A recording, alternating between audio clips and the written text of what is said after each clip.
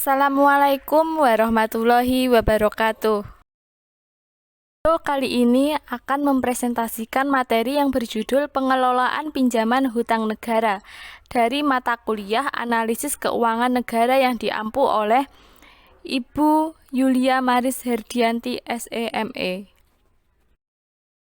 Sebelumnya, perkenalkan, kami dari kelompok 7 kelas Ekonomi Syariah 6B yang beranggotakan Saikul Rodina dengan NIM 050, Risa Ayu Puspita dengan NIM 059, dan Muhammad Rifki Ari Bahtiar dengan NIM 091.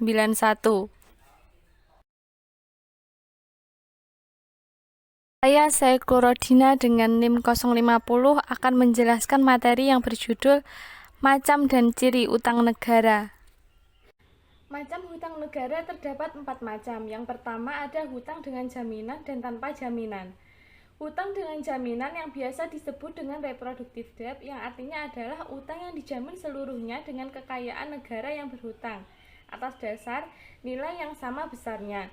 Pembayaran bunga atau interest dan cicilan pokok hutang atau amortization proceeding fund bagi reproductive debt biasanya diambil dari pendapatan yang berasal dari kekayaan negara atau hasil dari usaha negara peminjam. Dan biasanya jangka waktu pembayaran paling lama adalah sepanjang umur dari barang-barang atau kekayaan yang dipakai sebagai jaminan. Sedangkan utang tanpa jaminan yang biasa disebut dengan deadweight debt, yang artinya adalah utang tanpa disertai dengan jaminan kekayaan. Di sini, pembayaran bunga dan cicilan utang harus diambilkan dari sumber penerimaan negara yang lain, yang pada umumnya berasal dari pajak. Terkait jangka waktu utang tersebut tidak terdapat ketentuan dan tidak ada kekayaan yang akan dikaitkan mengenai hal tersebut. Yang kedua adalah hutang sukarela dan hutang paksa. Berdasarkan asal-usulnya, hutang tersebut dibagi menjadi 2 golongan. Yang pertama adalah hutang paksa, yang dimana di zaman modern ini sudah jarang sekali ditemukan hutang paksa tersebut.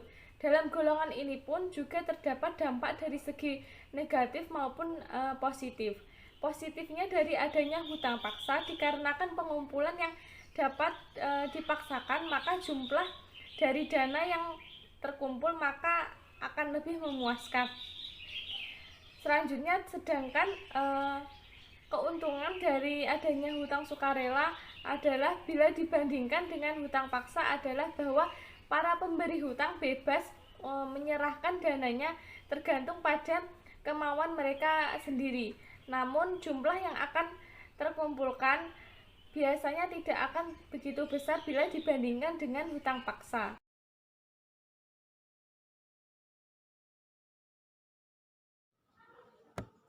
Selanjutnya, saya Risa Ayu Puspita, NIM 059, akan menjelaskan poin D, yaitu masalah pengelolaan utang negara.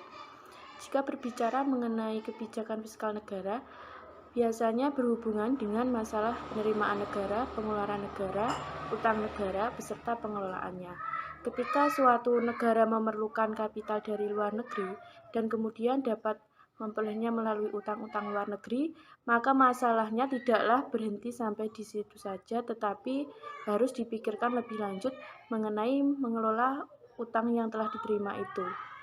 Poin A yaitu kemampuan membayar utang atau debt service capacity. Secara teknis, pengendalian utang negara telah sempurna, tetapi pencapaian tujuan pembangunan akan sia-sia kecuali jika negara itu secara finansial benar-benar kuat dengan pendapatan nasionalnya mampu memikul beban yang berupa pembayaran bunga utang dan cicilan utang. Karena utang luar negeri selalu disertai dengan kebutuhan devisa untuk melakukan pembayaran.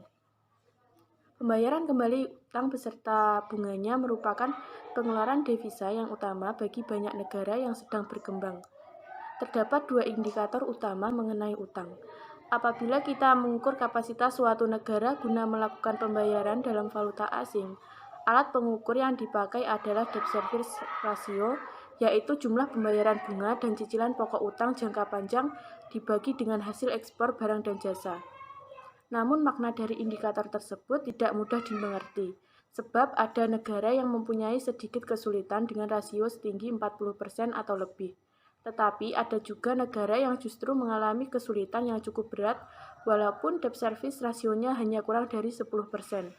Hal ini dapat dijelaskan dengan melihat kemudahan suatu negara debitur mendapatkan utang dari negara kreditur. Selama ada keyakinan dari para investor mengenai perkembangan ekonomi di suatu negara, pembayaran kembali pokok utang akan mudah sekali teratasi. Dalam keadaan interest service ratio, yaitu pembayaran bunga dibagi dengan ekspor barang dan jasa, dapat merupakan indikator yang lebih baik mengenai kemampuan suatu negara melakukan pembayaran utang ke luar negeri. Karena hal ini mengabaikan akibat-akibat yang timbul dari adanya pembayaran kembali atau pembelanjaan kembali. Apabila kita ingin mengukur kemampuan suatu negara dalam menciptakan sumber-sumber untuk membiayai impor dan debt service, perbandingan antara pembayaran bunga dan GNP sering dipakai untuk menggambarkan beban utang atau debt service atas kapasitas produksi suatu perekonomian. Oleh karena itu, hal penting untuk diingat bahwa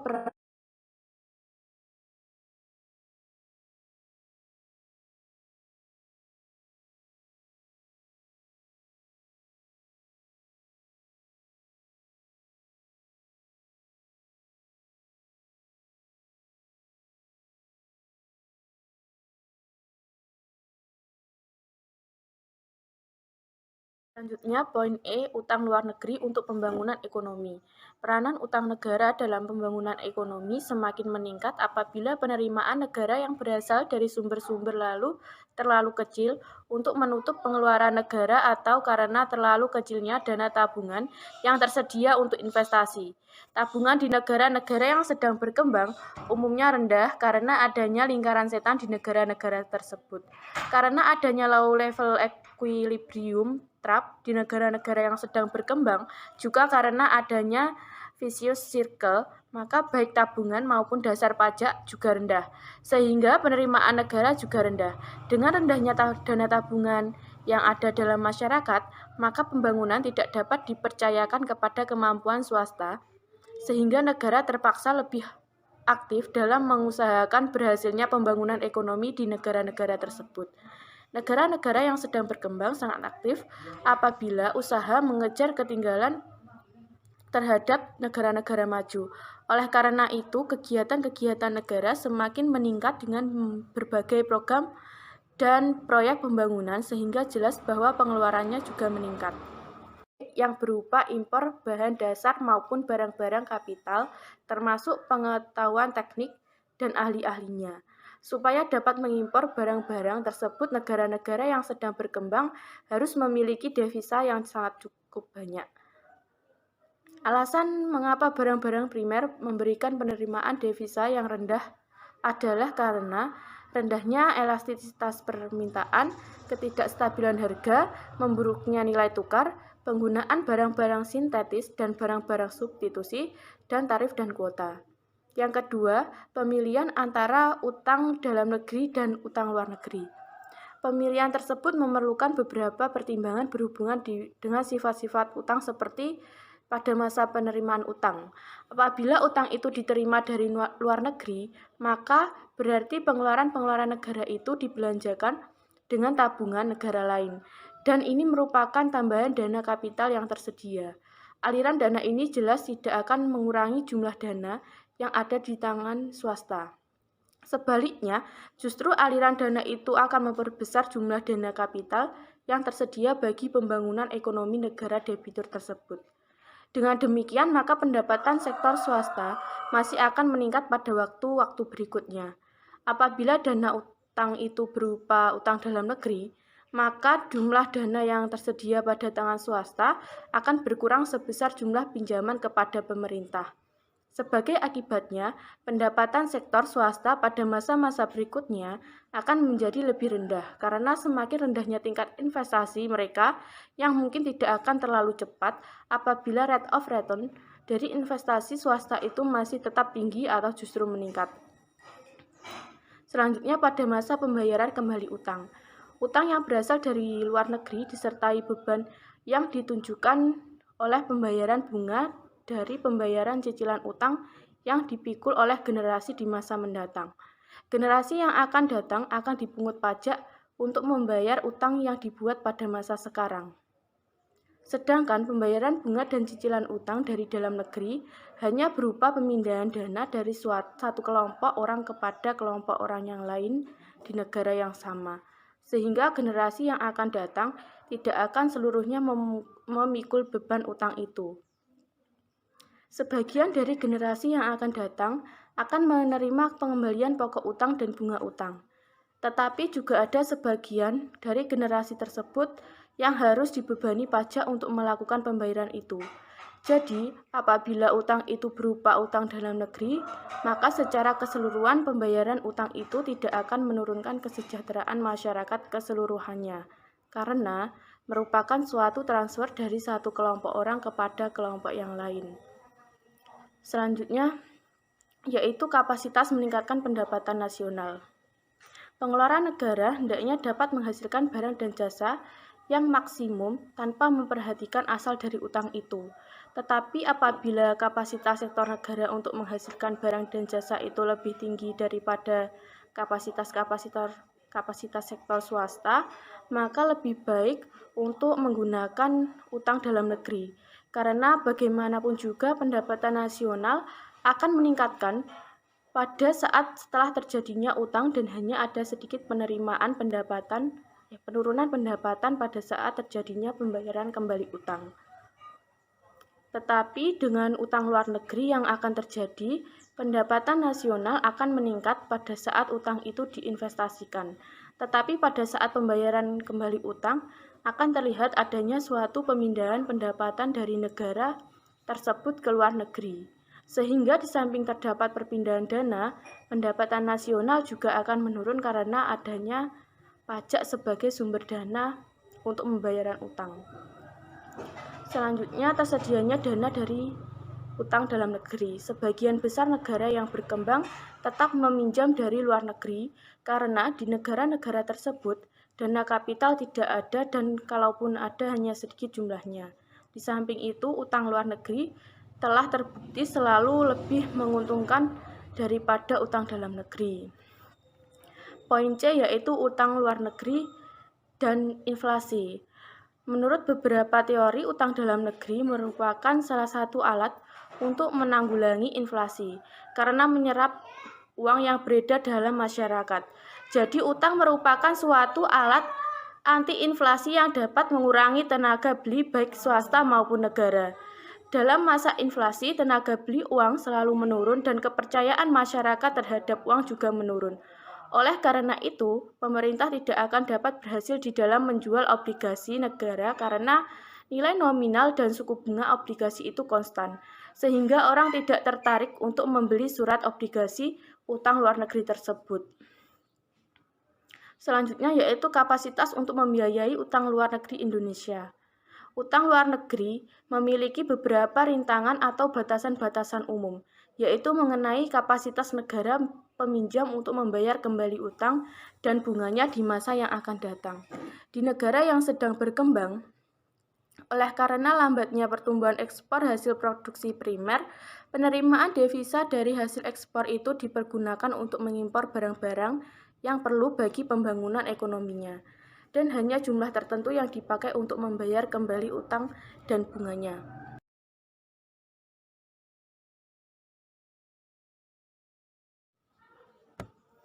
Selanjutnya, saya Risa Ayu Puspita, NIM 059, akan menjelaskan poin D, yaitu masalah pengelolaan utang negara. Jika berbicara mengenai kebijakan fiskal negara, biasanya berhubungan dengan masalah penerimaan negara, pengeluaran negara, utang negara, beserta pengelolaannya.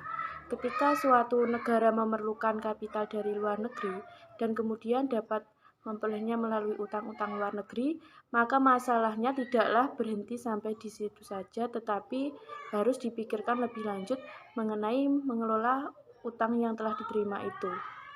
Poin A yaitu kemampuan membayar utang atau debt service capacity. Secara teknis, pengendalian utang negara telah sempurna, tetapi pencapaian tujuan pembangunan akan sia-sia kecuali jika negara itu secara finansial benar-benar kuat dengan pendapatan nasionalnya mampu memikul beban yang berupa pembayaran bunga utang dan cicilan utang. Karena utang luar negeri selalu disertai dengan kebutuhan devisa untuk melakukan pembayaran. Pembayaran kembali utang beserta bunganya merupakan pengeluaran devisa yang utama bagi banyak negara yang sedang berkembang. Terdapat dua indikator utama mengenai utang. Apabila kita mengukur kapasitas suatu negara guna melakukan pembayaran dalam valuta asing, alat pengukur yang dipakai adalah debt service ratio, yaitu jumlah pembayaran bunga dan cicilan pokok utang jangka panjang dibagi dengan hasil ekspor barang dan jasa. Namun makna dari indikator tersebut tidak mudah dimengerti, sebab ada negara yang mempunyai sedikit kesulitan dengan rasio setinggi 40% atau lebih. Tetapi ada juga negara yang justru mengalami kesulitan yang cukup berat walaupun debt service rasionya hanya kurang dari 10%. Hal ini dapat dijelaskan dengan melihat kemudahan suatu negara debitur mendapatkan utang dari negara kreditur. Selama ada keyakinan dari para investor mengenai perkembangan ekonomi di suatu negara, pembayaran kembali pokok utang akan mudah sekali teratasi. Dalam keadaan interest service ratio, yaitu pembayaran bunga dibagi dengan ekspor barang dan jasa, dapat merupakan indikator yang lebih baik mengenai kemampuan suatu negara melakukan pembayaran utang ke luar negeri. Karena hal ini mengabaikan akibat-akibat yang timbul dari adanya pembayaran kembali atau pembelanjaan kembali. Apabila kita ingin mengukur kemampuan suatu negara dalam menciptakan sumber-sumber untuk membiayai impor dan debt service, perbandingan antara pembayaran bunga dan GNP sering dipakai untuk menggambarkan beban utang atau debt service atas kapasitas produksi suatu perekonomian. Oleh karena itu, hal penting untuk diingat bahwa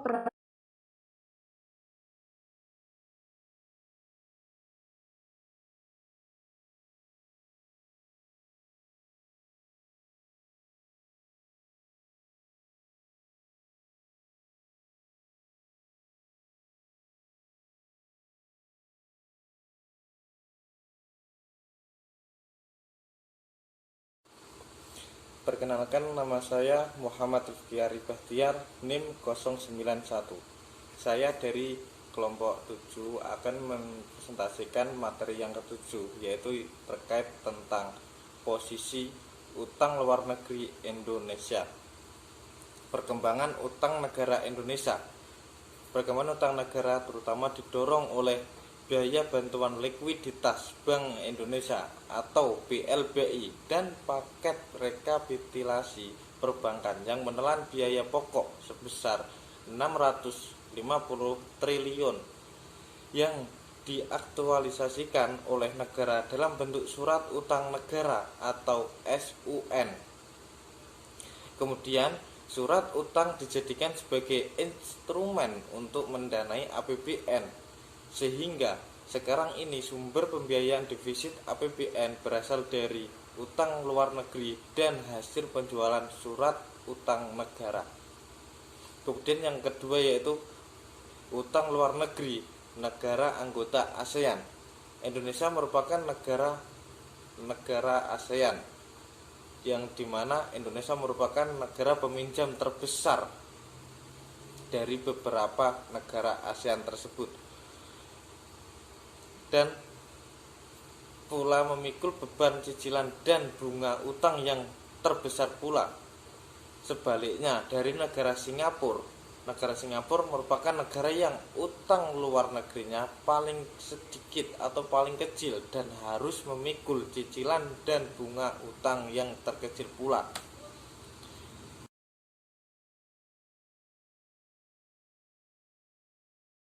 Kemudian lanjut bab yang ke-8 yaitu terkait pembayaran utang luar negeri dalam hubungannya dengan APBN.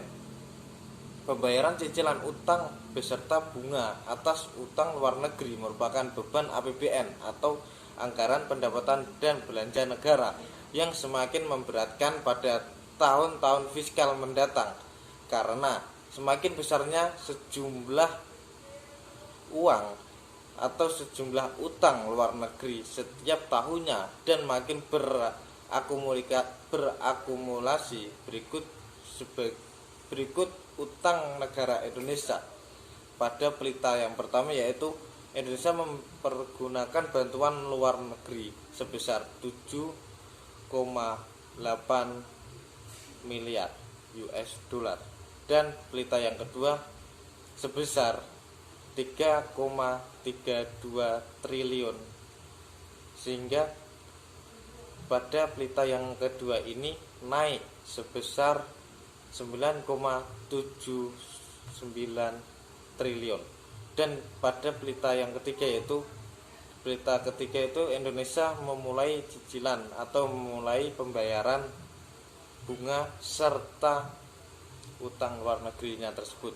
Sedangkan jumlah keseluruhan cicilan utang termasuk bunga uang yang pelaksanaan pembayarannya telah dimulai sejak awal pelita 3. Realnya cicilan itu dilaksanakan pada tahun pertama pelita yang ketiga senilai 647,6 miliar, tahun kedua sebesar 754 miliar, dan tahun yang ketiga sebesar 933,7 miliar, dan tahun yang keempat sebesar 976,2 miliar. Untuk tahun kelima atau tahun anggaran 1963 atau 1984, cicilan utang luar negeri senilai 1,39 triliun. Untuk anggaran 1984 atau 1985 diperkirakan harus dicicil utang sebesar 2.656 triliun untuk utang luar negeri dan 30 miliar untuk utang dalam negeri. Pembayaran utang luar negeri paling banyak terjadi pada tahun 2009, di mana negara Indonesia harus menyiapkan pembayaran utang luar negeri yang jatuh tempo pada tahun 2009 senilai 6.514 miliar US dollar, meningkat hampir 3 kali lipat dibandingkan pembayaran pada tahun 2008 sebesar 2.894 US dollar. Indonesia hingga saat ini mempunyai utang luar negeri sebesar 1.600 triliun, melampaui RAPBN 2009 sebesar 1.100 triliun.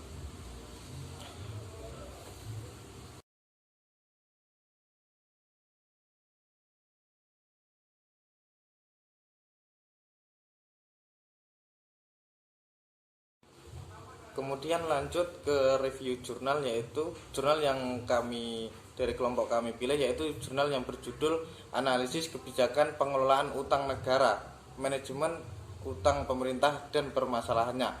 Volume dan halaman jurnal ini yaitu bervolume 20 nomor 1 pada bulan Maret 2015, dan halaman jurnal ini halaman 59 sampai 74. Tahun terbit jurnal ini yaitu pada tahun 2015. Penulis jurnal ini yaitu Venta Eka Satya. Reviewer pada jurnal ini yaitu Sekul Rodiana NIM 050 dan Risa Ayu Puspita NIM 059, dan yang terakhir yaitu Muhammad Rifki Arif Bahtiar NIM 091. Latar belakang dari jurnal ini yaitu hasil pemeriksaan Badan Pemeriksa Keuangan atau BPL terhadap kinerja pengelolaan utang negara menunjukkan bahwa desain dan pelaksanaan kerangka kerja ekonomi makro pengelolaan utang negara periode tahun 2010 sampai Oktober tahun 2012 belum efektif dalam menjaga kesinambungan fiskal.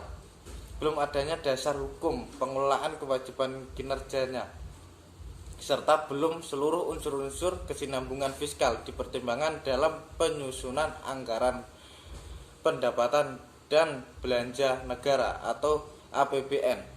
Kemudian subjek penelitian dalam jurnal ini yaitu utang negara, yang dimana utang yang akan dibahas pada artikel ini dibatasi hanya pada utang pemerintah, baik itu utang luar negeri dan utang dalam negeri. Tujuan diadakannya penelitian pada jurnal ini yaitu tujuan penulisan ini adalah untuk memperoleh gambaran umum tentang utang pemerintah Indonesia, seperti jumlah utang pemerintah dan rasio-rasionya terhadap PDB dan jumlah penduduk. Kemudian metode penelitian pada jurnal ini yaitu jurnal ini menggunakan metode studi literatur dengan menggunakan kerangka pemikiran atau utang sebagai sumber pembiayaan defisit anggaran atau utang sebagai leverage pertumbuhan ekonomi. Utang yang di sini yang dimaksud yaitu utang luar negeri dan utang dalam negeri. Hasil penelitian pada jurnal ini yaitu utang diharapkan dapat menjadi faktor leverage atau penguat bagi perekonomian nasional. Dengan kata lain, kebijakan utang adalah kebijakan yang secara sadar memang diadakan dalam rangka mencapai tujuan pengelolaan ekonomi. Utang juga dinyatakan sebagai konsekuensi dari postur APBN yang dirancang defisit, di mana penerimaan negara lebih kecil daripada belanja negara. Meskipun posisi utang pemerintah dikatakan aman, ada beberapa kelemahan dalam manajemen utang yang perlu dibenahi dan menjadi perhatian pemerintah. Di antaranya yang berkaitan dengan desain dan pelaksanaan kerangka kerja ekonomi makro, serta strategi pengelolaan utang negara tersebut. Utang yang dimaksud baik utang dalam negeri maupun utang luar. Kemudian pendapat dari reviewer, yaitu dari jurnal ini terdapat ada kelebihan jurnal dan ada kelemahan jurnal. Kelebihan jurnal antara lain yaitu jurnal ini teratur dan sesuai dengan kaidah pembuatan jurnal. Dan yang kedua, kata yang digunakan juga menggunakan kata yang bersifat baku dan sesuai kaidah rumus atau kamus EYD bahasa Indonesia. Yang ketiga yaitu menggunakan data yang akurat dari pemerintah, serta jurnal ini memaparkan daftar rujukan yang digunakan. Tetapi dari kelebihan jurnal tersebut masih ada kelemahan jurnal ini. Jurnal ini kelemahannya yaitu langkah-langkah penelitian dalam jurnal ini tidak dipaparkan, sehingga para pembaca kesulitan, apalagi pada kaum awam pasti kesulitan untuk memahami apa isi dan apa maksud dari jurnal ini. Kemudian kelemahan yang kedua yaitu tidak menyebutkan metode yang digunakan dengan jelas, jadi mempersulit pembaca untuk mengetahui metode apa yang digunakan dalam penelitian ini. Gitu. Dari saya cukup sekian. Wassalamualaikum warahmatullahi wabarakatuh. Presentasi dari kami kali ini. Apabila ada kesalahan dan kekurangan, kami memohon maaf sebesar-besarnya.